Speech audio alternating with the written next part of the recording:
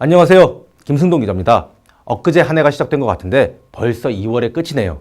우리나라에 설이 있어서 좋다는 것은 연초에 다짐했던 목표를 다시 한번 바로잡을 수 있다는 것이겠죠. 올 한 해 목표를 위해 열심히 뛰시고 계시겠죠? 저 역시 그렇습니다. 올 한 해 연초에 생각했던 목표를 모두 다 이루는 한 해가 되셨으면 합니다. 우선 강의 목표를 보시겠습니다. 이 강의를 들으시면 첫 번째, 중국계 보험사가 시장에 미치는 영향을 파악할 수 있습니다. 두 번째, 지난해 보험사의 단기 순이익을 파악하고 그 의미를 이해할 수 있습니다. 세 번째, 연초 보험사의 상품 경쟁 트렌드를 파악할 수 있습니다. 네 번째, 업계 1위 삼성생명과 삼성화재의 전략을 간접적으로 파악할 수 있습니다. 그럼 본격적으로 강의를 진행하도록 하겠습니다. 우선 지난 2월 1일 대한금융신문에서 안방보험 2년간 국내 방카슈랑스에서 불린 덩치만 4조라는 기사가 나왔습니다. 지난 2016년 동양생명이 혼자서 2조 원의 일시납저축보험을 팔았습니다. 그리고 지난해 2017년에는 동양생명과 ABL생명이 함께 2조 원의 일시납저축보험을 팔았습니다. 이 같은 수치, 4조 원의 수치는 전체 방카슈랑스 실적의 40%를 차지한다는 게 이 기사의 주요 내용입니다. 저축성 보험은 외형 확대에 굉장히 도움이 됩니다. 안방보험이 동양생명, ABL생명으로 한국에 진출하자 시장 점유율은 9위에서 5위로 단숨에 4계단 올라섰습니다. 다만 저축성 보험 집중 판매가 외형 확장에는 굉장히 도움이 될지 몰라도 오는 2021년 도입 예정인 IFRS 17에서는 부채가 대폭 증가하는 리스크로 돌아올 것입니다. 그래도 안방보험 쪽의 입장은 문제가 없다는 모습입니다. 부채가 늘어나면 늘어난 부채보다 더 많은 규모로 증자를 하면 된다고 생각하는 모양입니다. 현재 안방보험의 움직임은 당분간 저축성 보험 판매를 더 이끌어가겠다는 모습입니다. 아마 올해도 2조 원 정도의 저축성 보험을 판매하지 않을까라는 생각도 해봅니다. 어쨌건 만약 고객이 저축성 보험을 원한다면 동양생명이나 ABL생명 상품이 굉장히 유력할 것 같습니다. 다음 기사를 보시겠습니다. 지난 2월 8일 연합뉴스에서 보험사들 지난해 순이익 7조 8천억 원, 전년 대비 33% 늘어라는 기사가 나왔습니다. 이 기사는 금융감독원의 보도자료를 토대로 작성된 기사입니다. 즉 숫자는 정확하다는 의미죠. 지난 2016년 대비해서 순이익이 무려 33%나 증가했습니다. 엄청난 성장률이죠. 생명보험사, 손해보험사를 나눠서 보면 손해보험사는 11.8% 당기순이익이 증가했습니다. 이 11.8% 증가한 것도 엄청나게 증가한 겁니다. 생명보험사는 무려 63% 이상 이익이 폭증했습니다. 그렇다면 왜 이렇게 이익이 증가했을까요?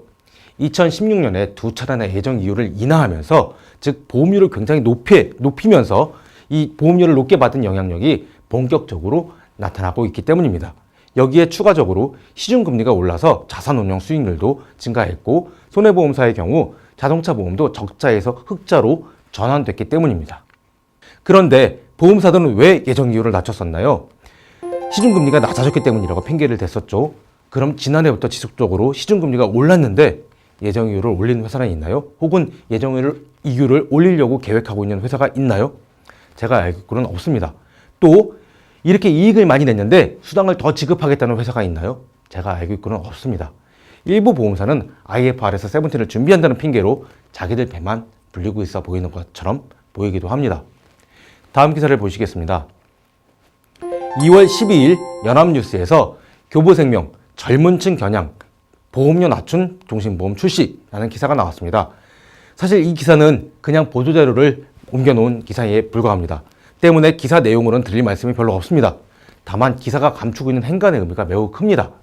그동안 저해지 종신보험을 출시하지 않았던 교보생명이나 삼성생명 같은 대형 보험사들도 속속 저해지 종신보험을 출시하고 있습니다. 다 아시겠지만 저해지 종신보험은 사망보험금이 동일할 때 일반 종신보험 대비 보험료가 저렴합니다. 즉 보험사 입장에서 생각해보면 보험료는 덜 받으면서 책임준비금은 더 쌓아야 합니다. 리스크가 굉장히 더 크다는 의미입니다. 그래서 일부 대형사는 저해지 종신보험을 출시하지 않았던 것이죠. 하지만 영업실적이 저조해지다 보니 연초부터 이런 저해지 종신보험을 출시하고 있습니다.